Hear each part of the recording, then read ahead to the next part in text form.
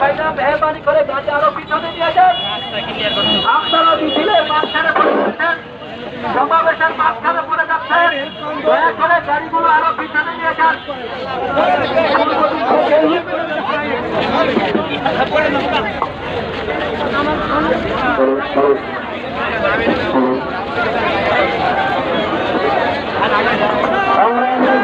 জনতা